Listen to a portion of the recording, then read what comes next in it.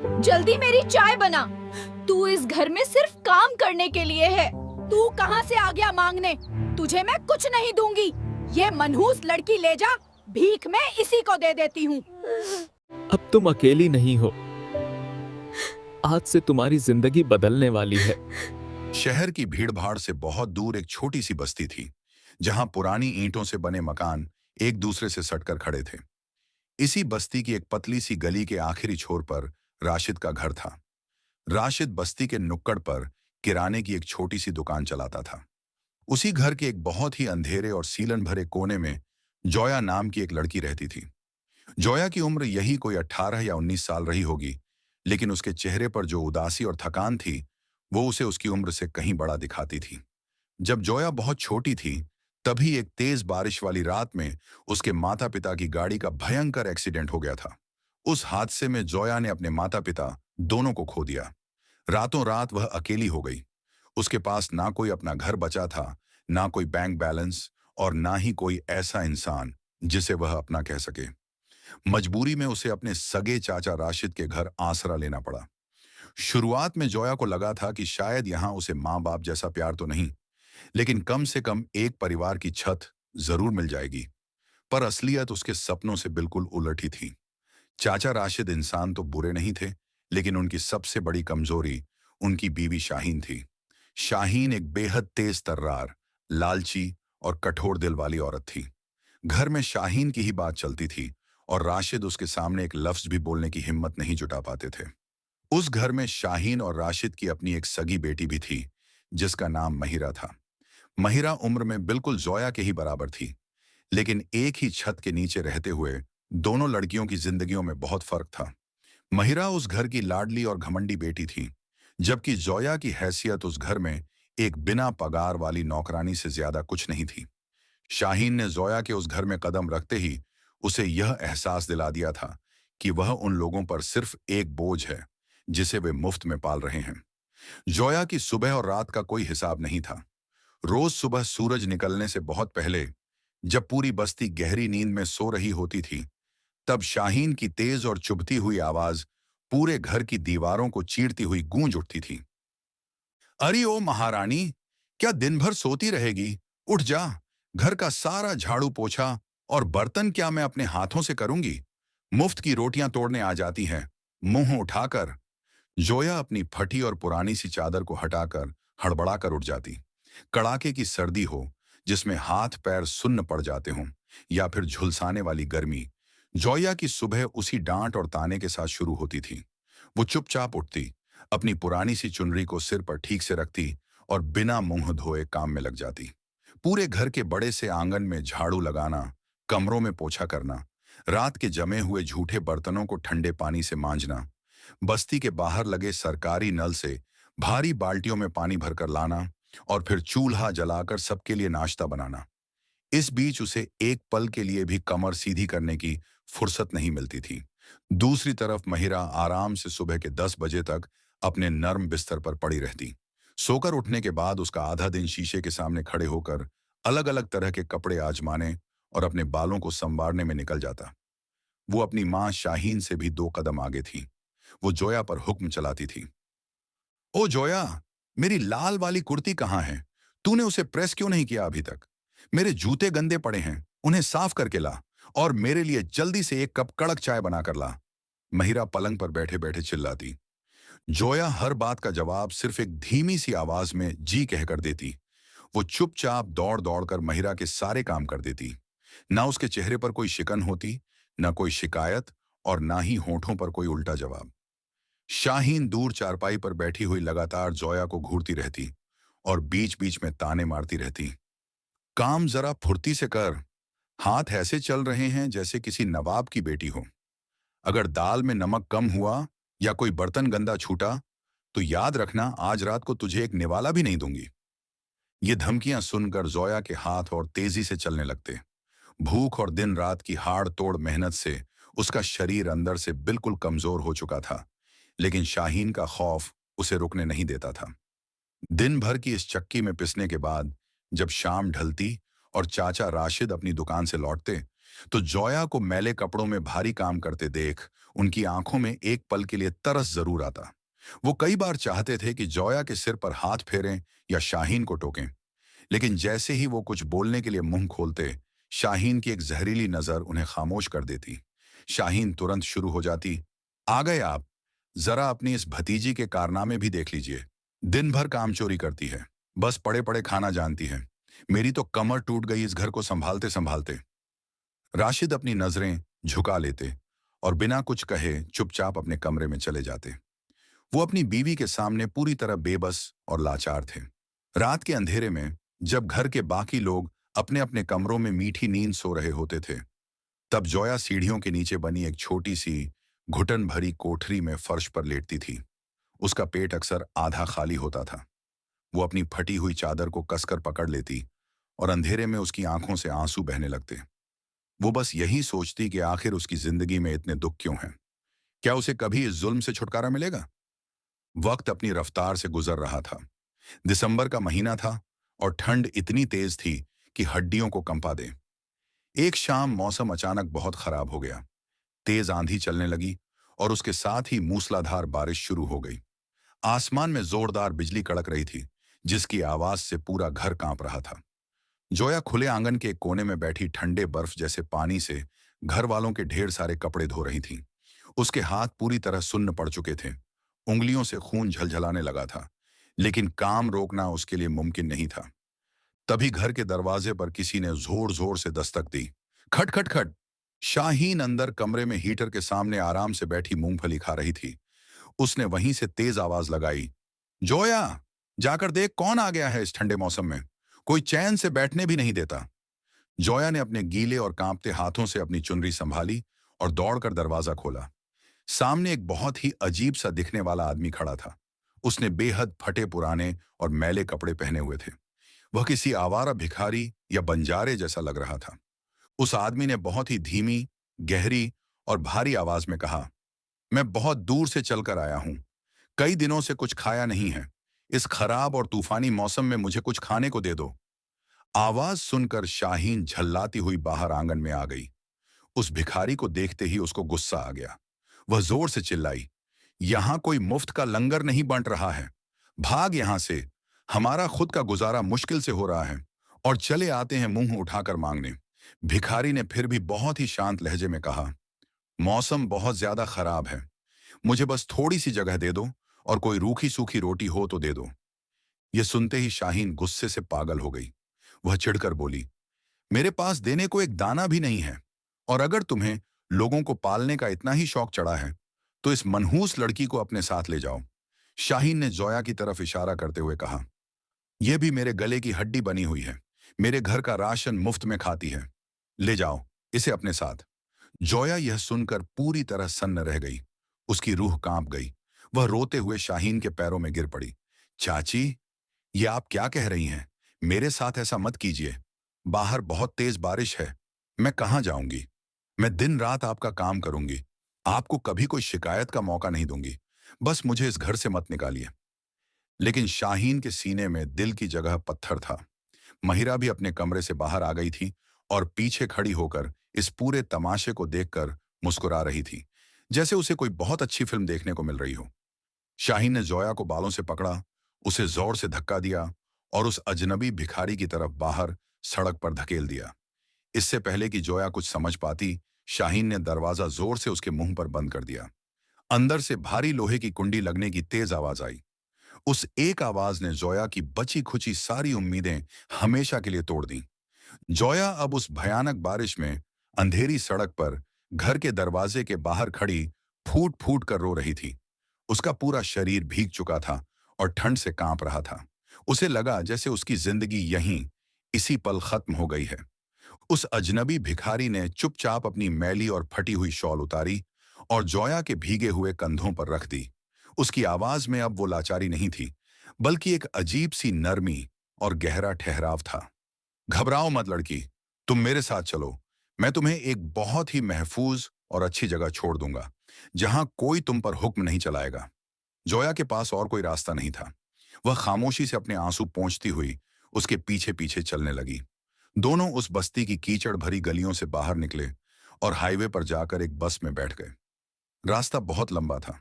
जोया डर और ठंड के मारे अपनी सीट पर सिकुड़ी हुई बैठी थी। उसे समझ नहीं आ रहा था कि वह किसके साथ जा रही है और उसकी मंजिल क्या है। कुछ घंटों के लंबे सफर के बाद वे लोग शहर के एक बेहद शांत, साफ सुथरे और बहुत ही अमीर इलाके में उतरे। वह आदमी जोया को लेकर एक बहुत बड़ी सफेद रंग की आलीशान कोठी के सामने रुका। कोठी के बाहर बड़े बड़े लोहे के गेट लगे थे और सुंदर बगीचा था। जोया की आंखें फटी की फटी रह गईं। वह मन ही मन सोचने लगी, एक मामूली सा भिखारी और इतनी बड़ी कोठी, यह कैसे मुमकिन है। वह अभी हैरानी में ही खड़ी थी कि उस आदमी ने बिना किसी झिझक के बड़ा गेट खोला और अंदर चला गया। जोया भी डरते डरते उसके पीछे अंदर गई। कोठी अंदर से किसी महल जैसी खूबसूरत थी। बड़े बड़े झूमर, कीमती सोफे और हर तरफ साफ सफाई। इतने बड़े हॉल के बीचों बीच एक बुजुर्ग महिला सोफे पर बैठी हुई थी। उनके चेहरे पर एक अजीब सा सुकून, गरिमा और बहुत ही रौबदार तेज था। बुजुर्ग महिला ने दरवाजे की तरफ देखा और हैरान होकर पूछा, बेटा, यह बारिश में भीगी हुई, सहमी हुई बच्ची कौन है? उस आदमी ने बहुत ही शांति से जवाब दिया, माँ, ये एक मजबूर बच्ची है। आज से यह हमारे घर में रहेगी। इतना कहकर वह आदमी बिना जोया की तरफ देखे वहां से मुड़ा और बाहर चला गया। उस बुजुर्ग महिला का नाम सायरा था। सायरा उठी, उन्होंने जोया के सिर पर बहुत प्यार से हाथ फेरा और उसे अपने पास बिठाया। उन्होंने तुरंत नौकर को आवाज देकर जोया के लिए साफ और सूखे कपड़े मंगवाए। फिर उन्होंने अपने हाथों से जोया को गरम गरम सूप और खाना खिलाया। जोया को ऐसा लगा जैसे बरसों बाद उसे किसी ने एक इंसान समझा हो। खाने के बाद सायरा ने बहुत ही कोमलता से उसके गाल को छूते हुए कहा, बेटी, आज से यह घर तुम्हारा अपना घर है। तुम्हें यहां किसी बात से डरने या घबराने की जरूरत नहीं है। तुम आराम से सो जाओ। जोया कुछ भी समझ नहीं पा रही थी। उसका दिमाग सुन्न था, लेकिन उस घर की शांति और सायरा के प्यार ने उसे एक अजीब सा सुकून दिया। सालों बाद उस रात जोया बिना किसी डर और बिना रोए एक नर्म बिस्तर पर गहरी नींद में सो सकी। दूसरी तरफ चाचा राशिद के घर में जोया के जाने के बाद शाहीन की खुशी का कोई ठिकाना नहीं था। उसे लगा जैसे उसके घर की सबसे बड़ी पनौती चली गई। कुछ ही महीनों के अंदर शाहीन ने अपनी बेटी महिरा की शादी शहर के एक बहुत बड़े और रईस खानदान में तय कर दी। लड़के का नाम तारिक था। वह देखने में बहुत ही शानदार कपड़े पहनता था और बड़ी बड़ी बातें करता था। शाहीन ने महिरा की शादी में अपनी हैसियत से कहीं बढ़कर पैसा खर्च किया। उसने पूरे मोहल्ले के सामने अपनी रईसी का दिखावा करने के लिए राशिद पर दबाव डालकर बाजार से भारी कर्ज उठवा लिया। शादी में खूब पानी की तरह पैसा बहाया गया, महंगे गहने दिए गए और महिरा बहुत ही भारी लहंगा पहनकर घमंड के साथ विदा होकर अपने ससुराल चली गई। शाहीन ने चैन की सांस ली और आस पड़ोस की औरतों को ताने मारने लगी कि उसकी बेटी अब राज करेगी। लेकिन शाहीन का यह घमंड और दिखावा ज्यादा दिन नहीं टिक पाया। शादी के कुछ ही महीनों बाद महिरा के ससुराल वालों का और उस लड़के तारिक का असली रंग सामने आ गया। तारिक कोई बड़ा रईस या खानदानी इंसान नहीं था, बल्कि वह एक नंबर का शराबी और जुआरी था। वह रोज रात को बुरी तरह शराब पीकर घर आता और बात बात पर महिरा को गालियां देता और उस पर हाथ उठाता। उसकी सास भी शाहीन से 2 कदम आगे निकली। वह हर छोटी बात पर महिरा को ताने मारती। तुम्हारे बाप ने हमें दिया ही क्या है? चंद कौड़ियों का सामान और 2-4 नकली गहने, और तुम्हें तो घर का एक काम भी ढंग से नहीं आता। दिन भर बस शीशे के सामने खड़ी रहती हो। महिरा को अब उन दिनों की याद आती थी कि कैसे वह जोया से अपने सारे काम करवाती थी और खुद महारानी बनकर पलंग पर बैठी रहती थी। आज उसे खुद अपने हाथों से पूरे घर का काम करना पड़ रहा था और बदले में सिर्फ मार और गालियां मिल रही थीं। एक दिन तारिक जुए में एक बहुत बड़ा कर्जा हार गया। घर में पैसे नहीं थे। अपना गुस्सा और फ्रस्ट्रेशन उसने महिरा पर उतारा। उसने महिरा को बुरी तरह पीटा, उसके सारे गहने छीन लिए और उसे धक्के मारते हुए हमेशा के लिए अपने घर से बाहर निकाल दिया। महिरा रोती बिलखती, बिखरे हुए बालों और बुरी तरह घायल हालत में रात के अंधेरे में अपने मायके वापस आ गई। अपनी लाडली बेटी की यह भयानक हालत देखकर शाहीन के पैरों तले जमीन खिसक गई। वह जमीन पर बैठकर छाती पीट पीट कर रोने लगी। राशिद, जो पहले से ही महिरा की शादी के भारी कर्जे के तले दबे हुए थे, इस सदमे को बर्दाश्त नहीं कर पाए। अपनी इकलौती बेटी का घर इस तरह उजड़ता देख और उसे खून से लथपथ देखकर उन्हें अचानक सीने में जोर का दर्द हुआ। वो वहीं जमीन पर गिर पड़े। जब तक डॉक्टर आता, राशिद को एक भयंकर दिल का दौरा पड़ चुका था और वो तड़प तड़प कर वहीं इस दुनिया से चले गए। जिन रिश्तेदारों और पड़ोसियों के सामने शाहीन कल तक अकड़ कर चलती थी और अपनी दौलत का रौब झाड़ती थी, उन सब ने उनसे पूरी तरह मुंह फेर लिया। कोई उनके घर पानी पूछने तक नहीं आया। कुछ ही दिनों में जिन लोगों से राशिद ने शादी के लिए कर्जा लिया था, वो लोग घर पर आ धमके। उन्होंने बिना कोई तरस खाए राशिद की छोटी सी दुकान और उस घर पर कब्जा कर लिया। शाहीन और महिरा को एक छोटे से थैले में अपने कपड़े भरकर घर से बाहर निकाल दिया गया। कल तक जो शाहीन दूसरों पर जुल्म करती थी और जोया को ताने मारती थी, आज वह खुद अपनी बेटी के साथ दर दर की ठोकरें खाने और सड़क पर रहने को मजबूर हो गई। इधर शहर की उस आलीशान कोठी में जोया को रहते हुए अब लगभग 6 महीने से ज्यादा का वक्त बीत चुका था। जोया अब उस घर में एक नौकरानी की तरह नहीं, बल्कि एक बेटी की तरह रहती थी। वह घर के सारे काम अपनी खुशी और मर्जी से करती थी। सायरा उसे अपनी बेटी की तरह प्यार और सम्मान देती थी। जोया के चेहरे की उदासी अब एक प्यारी सी मुस्कान में बदल चुकी थी। लेकिन जोया के मन में अभी भी हमेशा एक सवाल कौंधता रहता था। आखिर वह फटे पुराने कपड़ों वाला आदमी कौन था? वो उसे यहां छोड़कर कहां चला गया और उसके बाद वह कभी वापस क्यों नहीं आया? एक दिन सुबह सुबह जब जोया बगीचे में पौधों को पानी दे रही थी, तभी घर के बड़े गेट के बाहर एक शानदार नीले रंग की सरकारी जीप आकर रुकी। जीप में से एक बहुत ही लंबा, स्मार्ट और पुलिस की कड़क वर्दी पहने हुए एक अफसर बाहर निकला। उसके कंधों पर सितारे चमक रहे थे और उसकी चाल में एक गजब का आत्मविश्वास था। जब वह अफसर लंबे डग भरता हुआ हॉल में अंदर आया, तो जोया उसे देखकर एक पल के लिए सहम गई। वह पीछे हटने लगी। सायरा अपने सोफे से उठी, मुस्कुराई और बोली, जोया बेटी, डरो मत। ये कोई अनजान नहीं है। ये मेरा इकलौता बेटा समीर है। जोया की आंखें फटी की फटी रह गईं। वह समीर के चेहरे को ध्यान से देखने लगी। लेकिन लेकिन वो आदमी जिसने मुझे यहां लाया था। समीर ने अपनी पुलिस की टोपी उतारकर मेज पर रखी और बहुत ही प्यारी मुस्कान के साथ कहा, मैं एक सीनियर पुलिस अफसर हूं, जोया। मैं तुम्हारी बस्ती के आसपास चल रहे एक बहुत बड़े गैर कानूनी और हथियारों के कारोबार की छानबीन कर रहा था। उस काम के लिए मुझे अपनी पहचान छुपानी थी। भिखारी का वो रूप, वो फटे कपड़े, सब मेरी उस अंडरकवर नौकरी का एक हिस्सा था। उसी रात जब मैं तुम्हारे घर के बाहर खड़ा था, मैंने अपनी आंखों से देखा कि तुम्हारी चाची तुम्हारे साथ कितना जालिमाना बर्ताव कर रही थी। मैं तुम्हें वहां उन जालिम लोगों के बीच मरने के लिए नहीं छोड़ सकता था। मेरा मिशन खत्म होने वाला था, इसलिए मैं तुम्हें अपनी मां के पास छोड़कर वापस अपनी ड्यूटी पर चला गया था। जोया बस हैरानी से कभी समीर को देखती तो कभी सायरा को। उसे यकीन नहीं हो रहा था। सायरा ने आगे बढ़कर जोया का हाथ अपने हाथों में ले लिया और बहुत ही प्यार से कहा, जोया बेटी, समीर ने मुझे तुम्हारे बारे में सब कुछ बताया है। इतने महीनों में मैंने खुद देखा है कि तुम कितनी साफ दिल और समझदार लड़की हो। तुम्हारी शराफत और तुम्हारी अच्छाई ने मेरे दिल को जीत लिया है। मुझे अपने घर के लिए और अपने बेटे समीर के लिए तुम्हारे जैसी ही एक औरत की तलाश थी। अगर तुम्हारी मर्जी हो और तुम्हें ऐतराज ना हो, तो मैं तुम्हें अपनी बहू बनाकर इस घर में रखना चाहती हूँ। जोया की आंखों से खुशी के आंसू बहने लगे। उसने अपनी जिंदगी में सिर्फ गुस्सा और नफरत देखी थी। जोया ने रोते हुए हामी भर दी।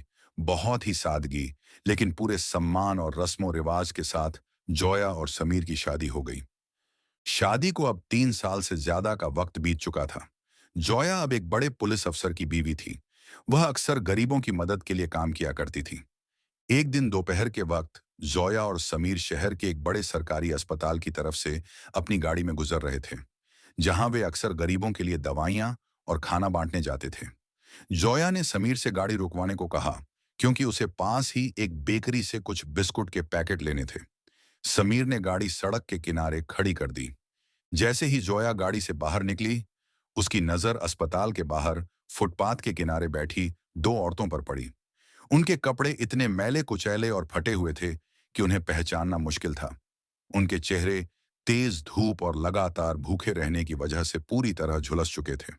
उनके बाल उलझे हुए थे और उनके सामने एक टूटा हुआ एल्यूमिनियम का कटोरा रखा था, जिसमें वो वहां से गुजरने वाले लोगों से पैसे मांग रही थीं। जोया के कदम वहीं जमीन पर जम गए। उसकी दिल की धड़कन तेज हो गई। वह धीरे धीरे उनके करीब गई। जब उसने ध्यान से देखा तो उसे अपनी आंखों पर बिल्कुल यकीन नहीं हुआ। वो दोनों औरतें कोई और नहीं बल्कि उसकी अपनी सगी चाची शाहीन और चचेरी बहन महिरा थीं। जोया की परछाई अपने ऊपर पड़ती देखकर शाहीन ने अपना सिर उठाया और बहुत ही कमजोर, कांपती हुई आवाज में कहा, बाबूजी, कुछ मदद कर दो। 2 दिन से कुछ नहीं खाया। लेकिन बोलते बोलते शाहीन की नजर जोया के चेहरे पर पड़ी और उसकी आवाज उसके गले में ही घुट कर रह गई। सामने जोया को इतने साफ और महंगे कपड़ों में एक बहुत ही आलीशान गाड़ी के पास खड़े देखकर शाहीन की आंखें फटी की फटी रह गईं। उसे लगा जैसे वह कोई सपना देख रही है।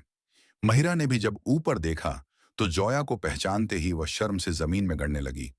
उसने जल्दी से अपनी फटी हुई चुनरी से अपना चेहरा छुपा लिया और फूट फूट कर रोने लगी। चाची! जोया के मुंह से बस इतना ही निकला। उसकी आवाज में ना कोई ताना था, ना कोई नफरत। ये सुनते ही शाहीन जमीन पर अपना सिर पटक कर बुरी तरह रो पड़ी। उसने अपने दोनों हाथ जोड़ लिए और कांपती हुई भारी आवाज में बोली, जोया, मुझे माफ कर दे मेरी बच्ची। मुझे मेरे उस घमंड, मेरे लालच और तुम्हारे साथ किए गए उन तमाम जुल्मों की सजा मिल गई है। मेरा सब कुछ उजड़ गया जोया। मेरा पति चला गया, मेरा घर बिक गया। हम दाने दाने को मोहताज हो गए हैं। मुझे माफ कर दे। समीर अपनी गाड़ी के पास खामोशी से खड़ा यह सब देख रहा था। वह बीच में नहीं बोला क्योंकि वह जानता था कि यह जोया की जिंदगी का अपना फैसला था। जोया की आंखों में आंसू जरूर थे, लेकिन उसके दिल में अब उन लोगों के लिए कोई नफरत, गुस्सा या बदला लेने की भावना नहीं बची थी। उसने अपना पर्स खोला, उसमें से कुछ बड़े नोट निकाले और आगे बढ़कर शाहीन के कांपते और गंदे हाथों में रख दिए। उसने बहुत ही शांत लेकिन भारी आवाज में कहा, मैंने आपको बहुत पहले ही माफ कर दिया था चाची। इंसान अपनी ताकत के घमंड में दूसरों के साथ जो भी बुरा करता है, एक ना एक दिन उसका पूरा हिसाब होता है। आपने मुझे घर से निकाला था, आज आपके पास अपना कोई घर नहीं है। आप लोग इन पैसों से कुछ खा लेना और अपना ख्याल रखना। जोया मुड़ी और बहुत ही सुकून भरे कदमों के साथ वापस समीर के पास जाकर गाड़ी में बैठ गई। गाड़ी का इंजन स्टार्ट हुआ और वह धीरे धीरे आगे बढ़ गई। पीछे फुटपाथ पर बैठी शाहीन और महिरा बस अपने हाथों में रखे उन पैसों को और जोया की दूर जाती हुई गाड़ी को अपने आंसुओं के धुंधलेपन के बीच देखती रह गईं। आज की वीडियो में इतना ही।